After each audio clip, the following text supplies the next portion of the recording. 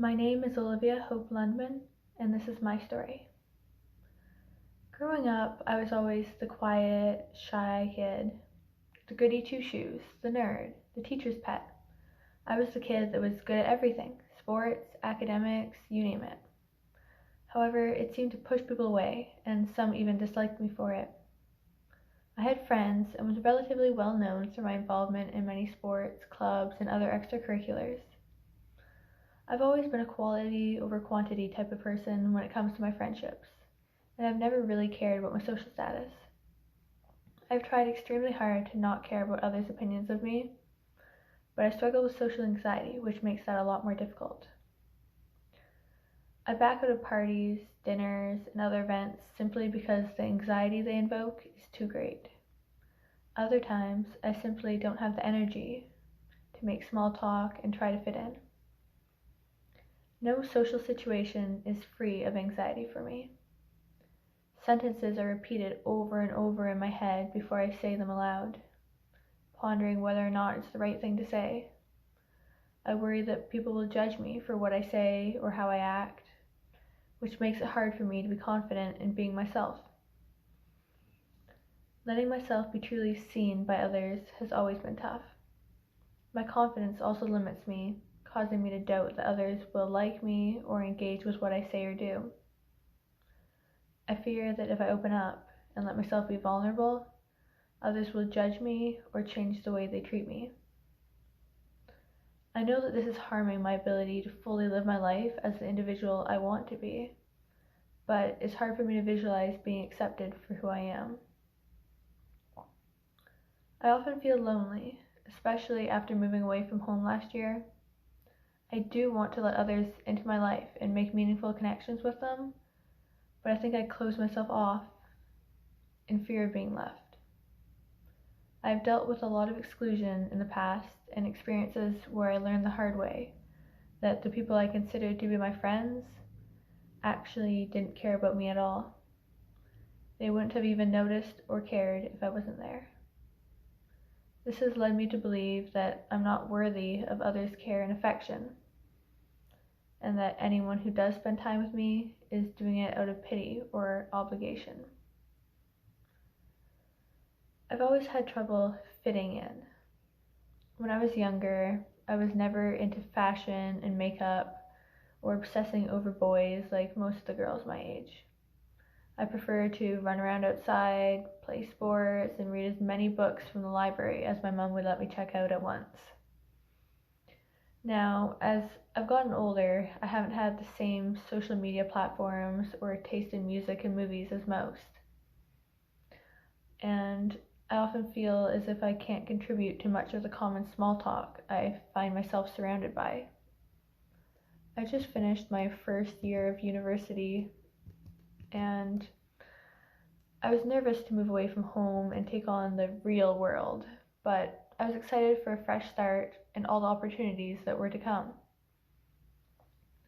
However, as my last couple of weeks of university came to a close, instead of feelings of accomplishment and excitement, I merely felt sad and empty.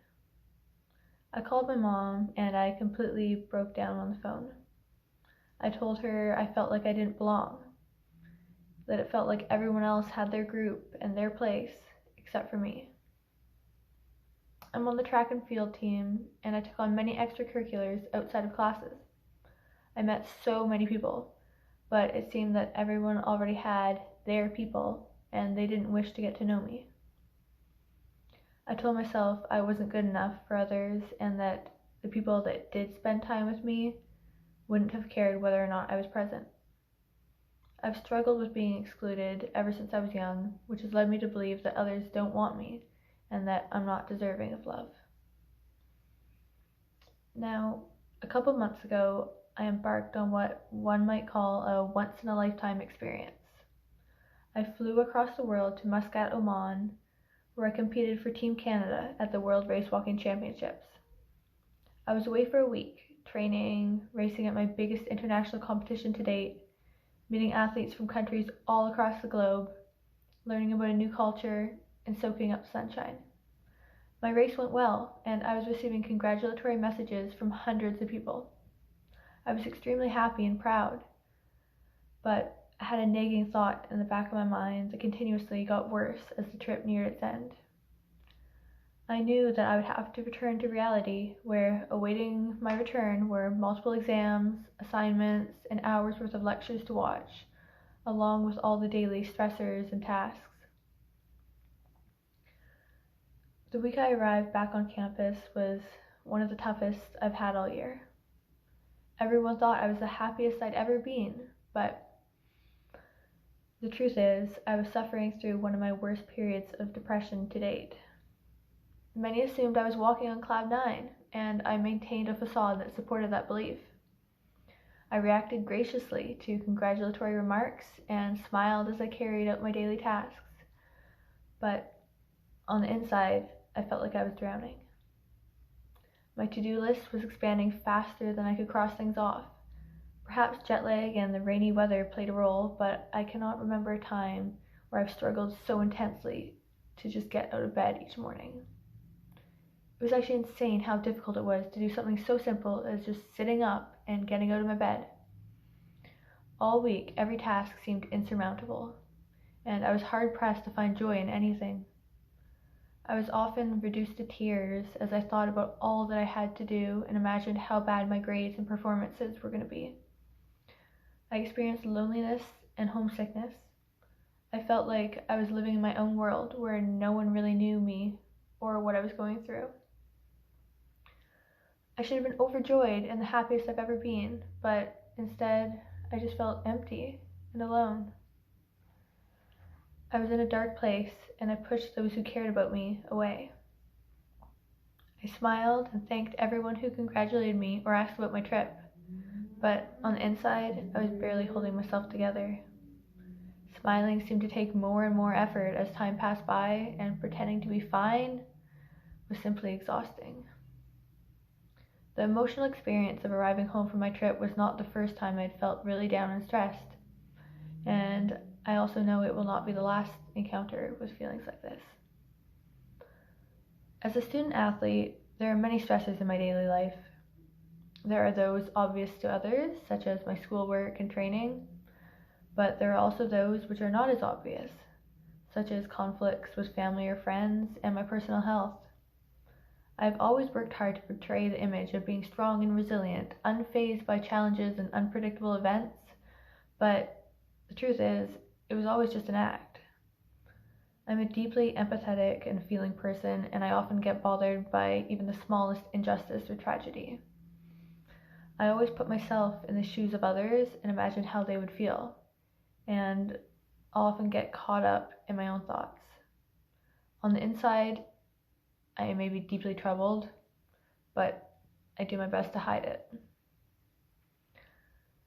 I'm an athlete, student, daughter, friend, sister, coworker, teammate, coach, and more.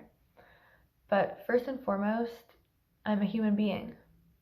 I have feelings and emotions, and I, just like everyone else, experience both joys and tribulations. In today's society, if you admit to be struggling, you are deemed weak and incapable of managing the stresses of your profession. And I know that what I've shared today will change the way some people view me, but that's what I'm working to address. My hope is that the more we can normalize people talking about their mental health, the less stigma and judgment there will be surrounding the topic. Athletes, celebrities, new parents, couples, we're all expected to always have it together. Based on our profession, we're expected to look and act a certain way.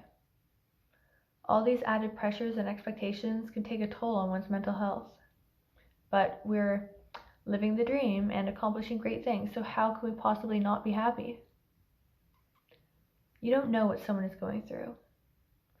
On the surface, they may seem to be doing great and living a perfect life, but on the inside, they may be struggling to just make it through one more day. Let's acknowledge that even when someone appears to be thriving, they may actually be sinking. Let's stop stigmatizing mental health and deciding who is or is not allowed to be struggling. Just because someone has 10 million followers on Instagram or just won a gold medal at the Olympics that doesn't mean they aren't suffering. Check in with your loved ones and those around you, regardless of the images they're portraying. Show others that you care about them and that they are loved and have a place in your life. No one's story is the same, but we all have a story. Each and every one of you watching this right now are loved so, so much. It's true. Honestly, I know it may not feel like it all the time, but you are. And no matter what you're going through, there are people out there that want to support you. Trust me, the world can be a really lonely place if you don't let others in. Now that you know my story, I encourage you to share yours. Please reach out to me if you want to talk and know that myself and others were always there for you. Thank you for listening and take care. Much love, Olivia.